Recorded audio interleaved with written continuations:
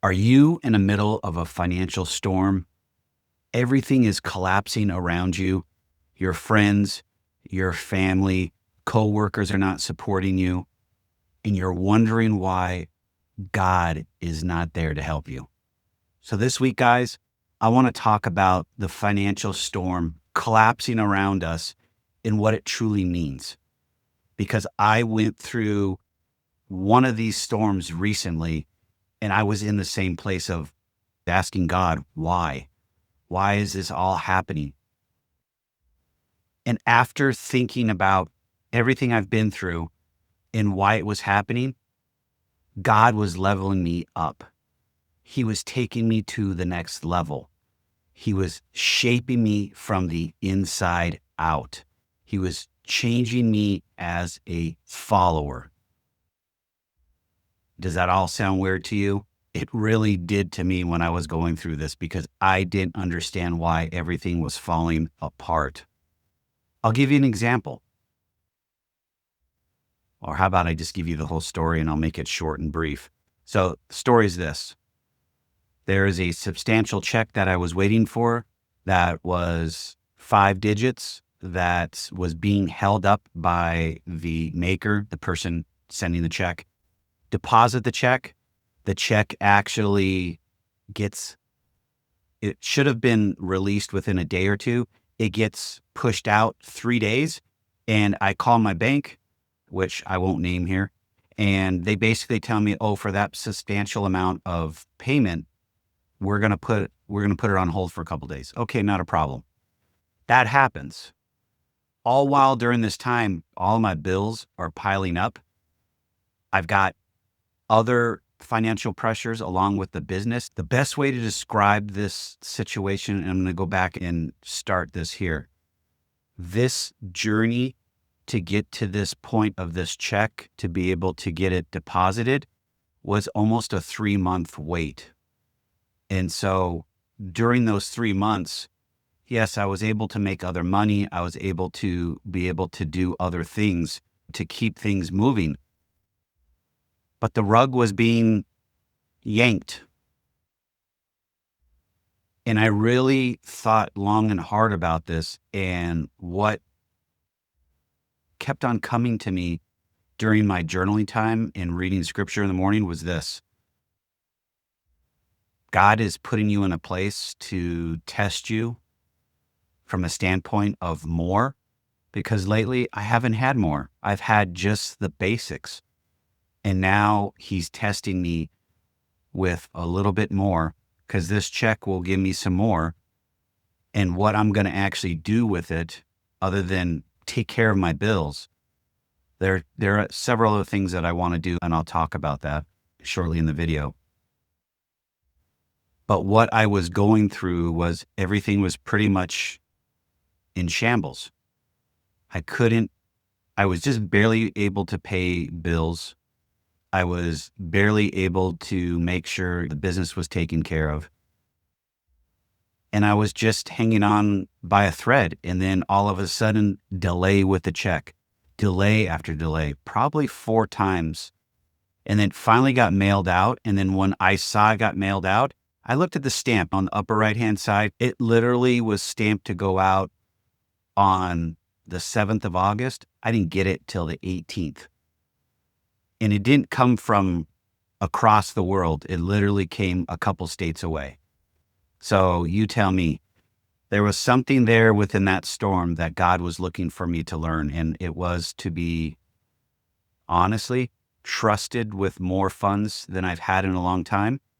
Because if you guys haven't listened to any prior episodes, when I was in corporate America, it was all about me. I was out trying to get the next gadget, the next toy, spending on credit cards, trying to get the car, all those things. By all means, I was making a very decent salary, but I wasn't serving others. And after everything that has happened with this check, it really honed me in on servicing others with the resources that you have. Don't wait till you get them. Service others, help them out through the resources you currently have. Now, I have more time than I do money. So I've been volunteering at a local food bank and I'm helping them through a technology transfer and a few other things. And then the other thing that I'm going through personally is I'm trying to get all of my debt paid off. I'm using the snowball effect through the Dave Ramsey program, Financial Peace University. Embarrassed to say it, but this is my third time doing this because I've had ups and downs in life with finances. This is going to be the last time. That's it, period, end of story. But one of the things that I want to do is, since I have a little more money, I'm going to find a way that I can work through our church, Purpose Church here in Arizona, to be able to set up Financial Peace University for the church. I don't know how that's going to play out. I'll let you guys know. I'm meeting with one of the pastors this week. We'll see how that plays out. But what I wanted to really share with you guys is this. If you're in that storm, whether it's financial or not, take a look around you. Are your friends, family, coworkers that are typically there for you falling away by the wayside? That's going to be the key to letting you know God is trying to shape you and grab your attention because you're doing something that he doesn't like or he wants to change within inside of you, your heart. So take a look at it. The first place I looked after thinking long and hard about it was servicing others. I don't do enough of it. I don't spend enough time in the community helping others. And that's where I really started thinking about how can I make an impact with the skills that I have, but also the storm that I'm in, to share real life struggles and turn them into wins for others. Financial Peace University, helping people get through their financial crisis, helping them get through any type of financial hurdle that they're having, helping them buy a home. Those are the things that I've got skills for. I've got the ability to help others. I'm very good at that for myself, but we're going to get it right. Lastly, guys, in this, and I'll wrap this up, is this. If you're in that storm financially, figure out what you're doing. I don't know if you are faith-based, you're into tithing.